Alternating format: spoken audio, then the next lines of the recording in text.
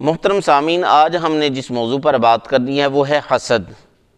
محترم سامعین، یہ ایک انتہائی خطرناک بیماری ہے جو انسان کی صحت کو، انسان کی نیکیوں کو برباد کر کے رکھ دیتی ہے۔ اسلام نے حسد سے منع کیا ہے اور بڑی سختی سے منع کیا ہے۔ محترم سامعین، حسد کہتے کس کو ہیں کہ کسی شخص کے متعلق، کسی انسان کے متعلق یہ سوچنا کہ اللہ تعالیٰ نے اس کو جو مال و دولت دیا ہے، یا نعمت و ثروت سے نوازا ہے، یا جو اثر و رسوخ دیا ہے، یا جو عزت و شہرت دی ہے، وہ اس کو نہیں ملنی چاہیے تھی، میں اس سے زیادہ مستحق تھا، مجھے مل جانی چاہیے تھی، یا اگر مجھے نہ بھی ملتی کم از کم یہ اس لائق نہیں تھا جو اس کو یہ نعمتیں مل گئی ہیں، یہ جو مال و دولت مل گیا ہے، جو اثر و رسوخ مل گیا ہے، جو عزت و شہرت مل گئی ہے، اس شخص کو نہیں ملنی چاہیے، اس سے یہ چھن جانی چاہیے، یہ اس لائق نہیں ہے۔ اس کو محترم سامعین حسد بولتے ہیں، اس کو حسد بولتے ہیں۔ اور آقا دو جہاں صلی اللہ علیہ وآلہ وسلم نے اس سے بڑی سختی سے منع کیا ہے۔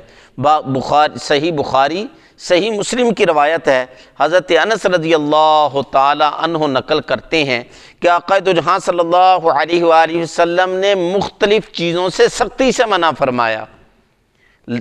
لا تباغضوا، ایک دوسرے سے بغض نہ کرو، اور پھر ان میں سے خاص طور پر حسد کا ذکر کرتے ہوئے فرمایا ولا تحاسدوا، ایک دوسرے سے حسد نہ کرو، ولا تدابروا، ایک دوسرے سے پیٹھ نہ پھیرو، ولا تقاطعوا، اور ایک دوسرے سے قطع تعلقی نہ کرو، تعلق نہ توڑو، وکونوا عباد اللہ اخوانا، اور اللہ کے بندوں آپس میں بھائی بھائی ہو جاؤ۔ اور یہ محترم سامعین، اس حدیث مبارکہ کے اندر آقا دو جہاں صلی اللہ علیہ وآلہ وسلم نے واضح طور پر ولا تحاسدوا کے لفظ بولے ہیں، ارشاد فرمائے ہیں کہ ایک دوسرے سے حسد نہ کرو، اور بلکہ یہاں تک ارشاد فرمایا، سنن ابو داؤد کی روایت ہے، حضرت ابو ہریرہ رضی اللہ تعالیٰ عنہ نقل کرتے ہیں کہ آقا دو جہاں صلی اللہ علیہ وسلم نے فرمایا ایاکم الحسد، حسد سے بچ جاؤ، حسد سے بچ جاؤ، حسد سے بچ جاؤ، فَإِنَّ الْحَسَدَ يَأْكُلُ الْحَسَنَاتِ،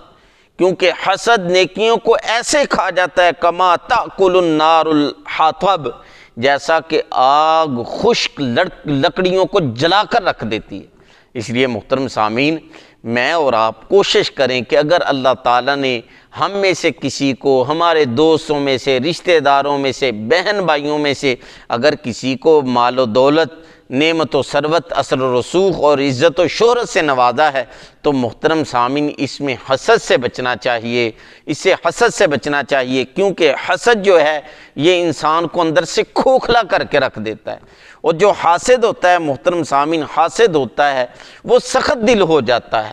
اور یہ انسان کا جب دل سخت ہو جاتا ہے پھر محترم سامعین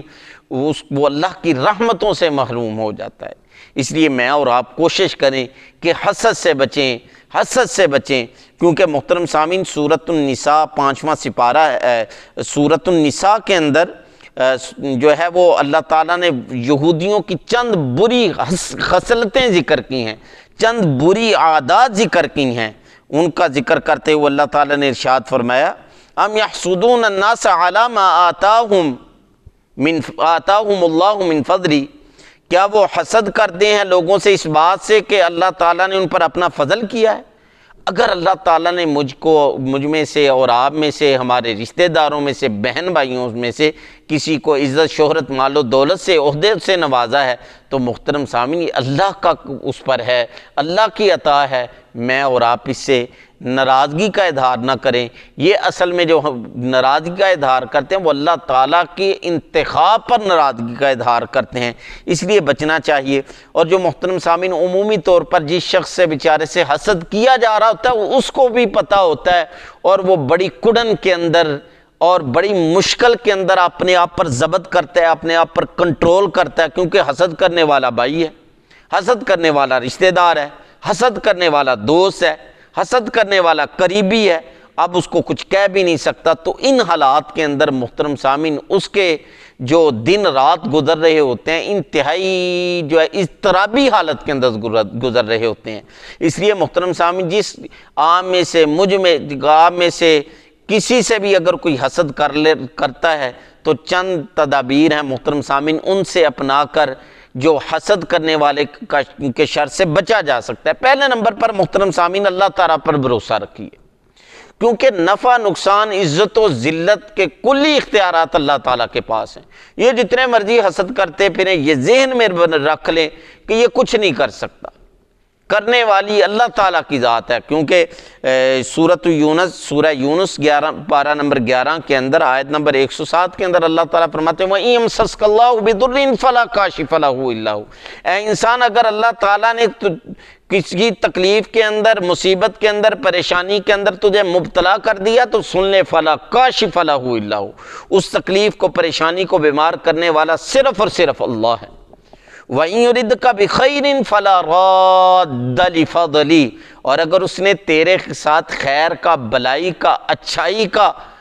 ارادہ کر لیا ہے، اپنے فضل کا، کرم کا تجھ پر ارادہ کر لیا تو کوئی دنیا کی طاقت اس کے فضل کو، کرم کو تجھ سے روک نہیں سکتی۔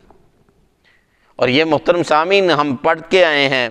اور یہ سنتے رہتے ہیں، بڑی مشہور آیت ہے سورہ آل عمران کی آیت نمبر 26 قُلِ اللَّهُمَّ مَالِكَ الْمُلْكِ تُؤْتِي الْمُلْكَ مَن تَشَاءُ وَتَنزِعُ الْمُلْكَ مِمَّن تَشَاءُ وَتُعِزُّ مَن تَشَاءُ وَتُذِلُّ مَن تَشَاءُ۔ یہ حاسدین جو مرضی کرتے رہیں، اگر میرے اور آپ کے مقدر کے اندر اللہ تعالیٰ نے عزت کے فیصلے لکھ دیے ہیں تو پوری دنیا کی طاقتیں مل کر مجھے اور آپ کو ذلیل و رسوا نہیں کر سکتی۔ اور اگر اللہ تعالیٰ نے خدا نخواستہ اللہ تعالیٰ ہم سب کو بچا کر رکھے دنیا اور آخرت کی ذلت و رسوائی سے، اور اگر اللہ تعالیٰ نے پستیوں کے فیصلے کر دیے ہیں تو محترم سامعین کوئی دنیا کی طاقت ہمیں اٹھا نہیں سکتی۔ اس لیے محترم سامعین اللہ تعالیٰ پر بھروسہ رکھیے، کرنے درنے والی اللہ تعالیٰ کی ذات ہے۔ اور دوسرا محترم سامعین اس بندے کی خیر خواہی کا سوچیے، اس کے لیے دعا کیجئے کہ یا اللہ اس کو ہدایت نصیب فرما۔ انتقام کا نہ سوچیے کہ میں بدلہ لوں، میں یہ کروں، میں وہ کروں، میں وہ کروں۔ انتقام لینے والی اللہ تعالیٰ کی ذات ہے۔ ان اللہ علی کل شیء قدیر، وہ ہر چیز پر قادر ہے، وہ اس سے انتقام لے سکتا ہے۔ اور پھر جب اللہ تعالیٰ کی ذات انتقام لیتی ہے ان بطش ربک لشدید، تیرے رب کی پکڑ بڑی سخت ہے۔ اس لیے میں اور آپ یہ نہ سوچیں کہ ہم انتقام لیں گے، ہم یہ کریں گے، اور پھر محترم سامعین اشتعال کے اندر نہ آئے، اپنے آپ کو مشتعل نہ کریں، غصے میں نہ آنے دیجیے، کیونکہ وہ تو اگلا موقع کی تلاش کے اندر ہے حسد کرنے والا کہ جیسے یہ کرے گا میں جو ہے وہ بھرپور اس پر حملے کروں گا۔ تو یہ چند چیزیں ہیں محترم سامعین، اللہ تعالیٰ پر بھروسہ، اس کی خیر خواہی کیجئے، اور دوسرا محترم سامعین اشتعال میں نہ آئیے، اور پھر سب سے بڑھ کر محترم سامعین ہم آقا دو جہاں صلی اللہ علیہ وآلہ وسلم کے امتی ہیں۔ اس معاملے کے اندر آقا دو جہاں صلی اللہ علیہ وآلہ وسلم کے اسوہ حسنہ کو اپنانا چاہیے۔ آقا عائشہ صدیقہ رضی اللہ تعالیٰ عنہ فرماتی ہیں کہ آقا دو جہاں صلی اللہ علیہ وسلم جب بھی بستر پر تشریف فرما ہوتے آرام کے لیے تو آقا دو جہاں صلی اللہ علیہ وسلم جس طرح دعا کے لیے ہاتھ اٹھاتے ہیں ایسے ہاتھ اٹھاتے، اور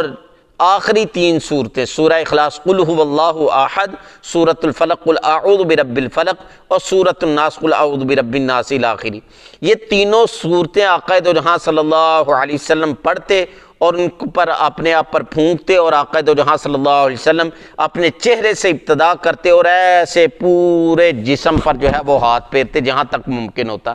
3 دفعہ آقا دو جہاں صلی اللہ علیہ وآلہ وسلم اس طرح کرتے، کیونکہ محترم سامعین شیاطین اور ارواح خبیثہ ہر وقت انسان کے تعاقب کے اندر رہتے ہیں۔ اگر میں اور آپ شیاطین کے شرور سے بچنا چاہتے ہیں، ارواح خبیثہ سے بچنا چاہتے ہیں، تو محترم سامعین اس وظیفے کو اپنا محترم سامعین معمول بنائیں۔ رات کو سوتے وقت جب بھی بستر پر لیٹیں تو محترم سامعین یہ آخری 3 صورتیں اپنے آپ پڑھ کر دم کر لیں، اللہ تعالیٰ حفاظت فرمائیں گے، اللہ تعالیٰ کی ذات فرشتوں کو مقرر کر دیں گے۔ تو یہ محترم سامعین آج کی چھوٹی سی ویڈیو تھی حسد کے متعلق۔ اللہ تعالیٰ سے دعا ہے اللہ تعالیٰ مجھے اور آپ کو اور تمام مسلمانوں کو حسد کی بری بیماری سے بچا کر رکھے۔ وآخر دعوانا ان الحمد للہ رب العالمین۔